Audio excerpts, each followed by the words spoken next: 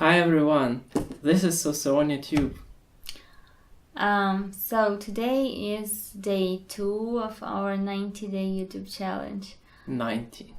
90, yeah. So we're just in the beginning. Yeah, we are still alive.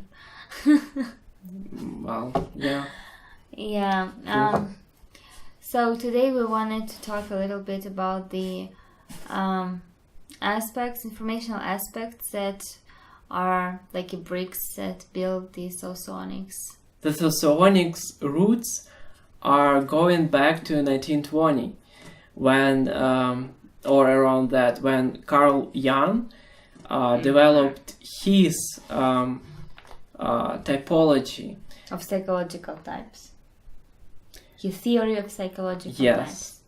And it was so interesting that two different scientists, but some decades later, in America it was Myers-Briggs, and she developed her typology based on that, and the other one was Ausra Augustinavichut, and she was living in the former Soviet Union, and she developed her own typology that is called Socionics. And Socionics is gonna be our main focus. Yes.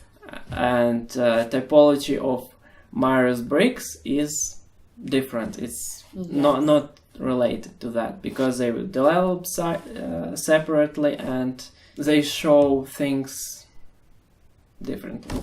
So today we're gonna talk about such an interesting thing as an aspects. And aspects, it's like bricks that build Socionics. It is very, very important, and everything in Socionics is like stands around it. So it's very important to understand, but it's okay if you don't understand right away. So there are 8 of them.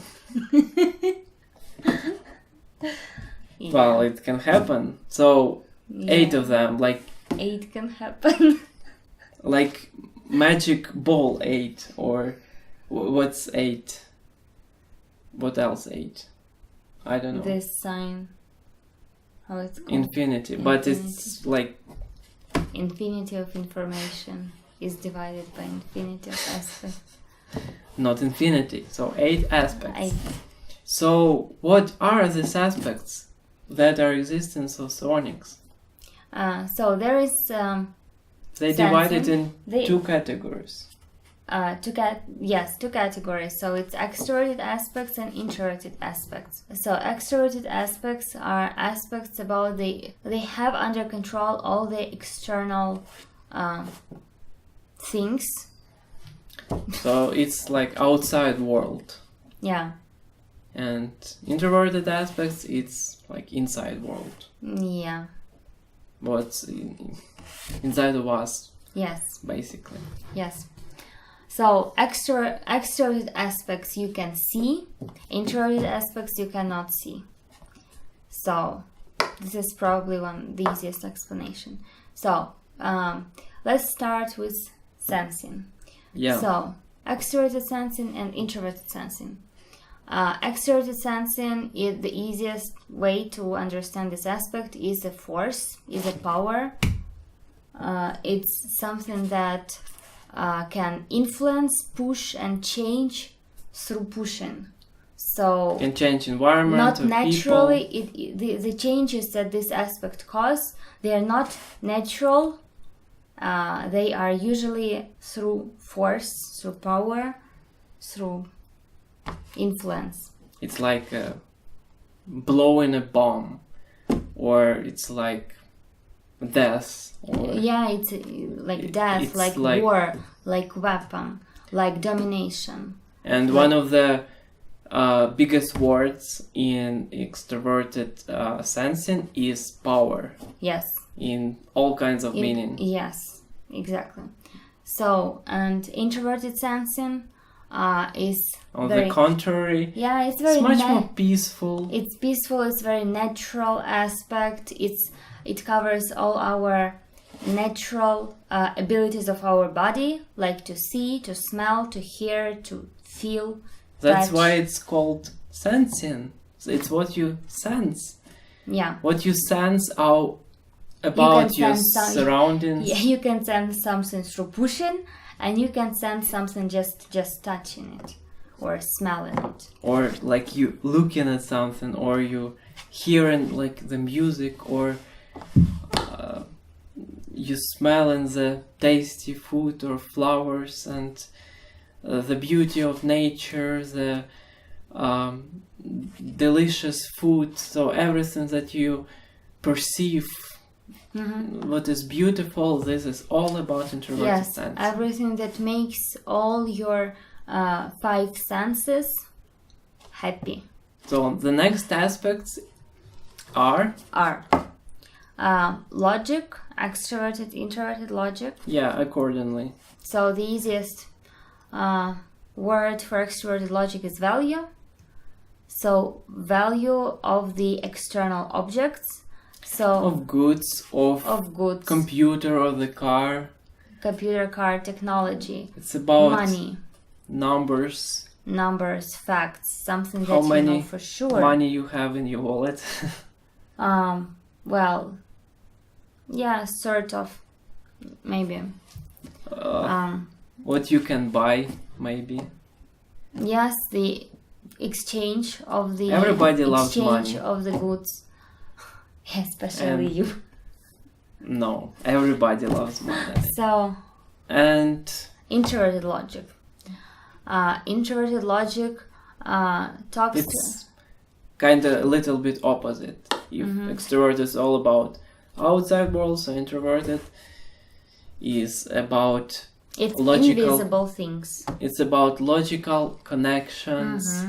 It's about cause and effect. It's about like some theories and like Einstein theories, like chemical inventions. I don't know. All kind of formulas. natural sciences that you might think of, like a physics or chemistry or geometry or whatever. So everything that explains how things are built, how they structure, how they relate to each other. The question like how, what, these kinds of questions.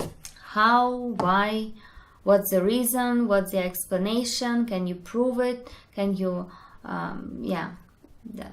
okay, let's move to the next aspect. Yeah, so which is two aspects. Two aspects. Ethics, extroverted, introverted. So extroverted first. Extroverted ethics. So ethics overall is about the connection between people and the way people interact with each other.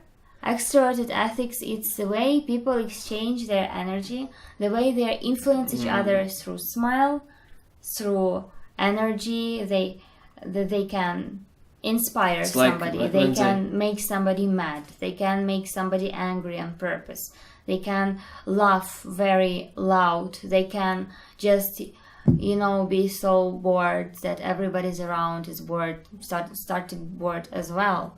So this is the way you are influencing your like transferring your energy on other people. And it's making others to feel your emotions. Like when you're sad, or when you're angry, or when you're happy.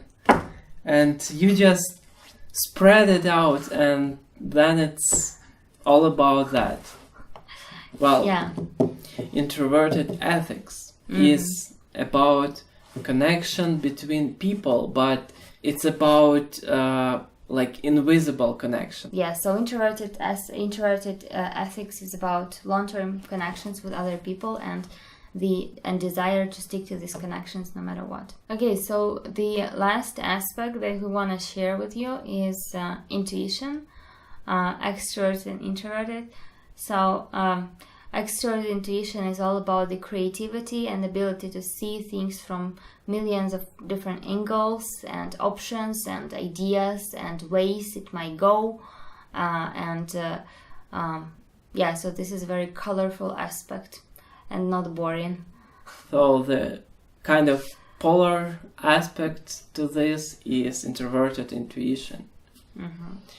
And because it's introverted, it's about inner world, inner feelings, and it is quite often what people just call intuition.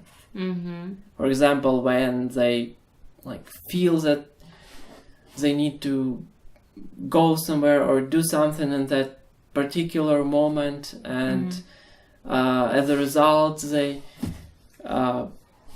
figure out that it's exactly the place where they needed to be, where they needed to meet somebody, or something happened, or to be in the right place in right time. This is what very often people with strong white intuition happens to them. And time is a very important word here, because timing of everything.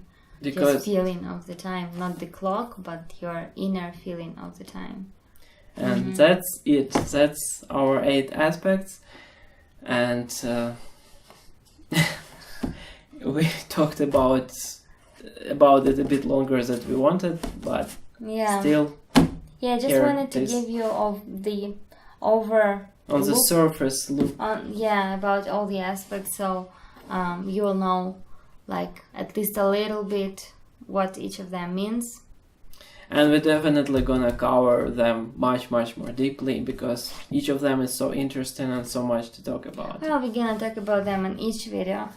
So thank you very much for watching, and see you in the next videos. Bye!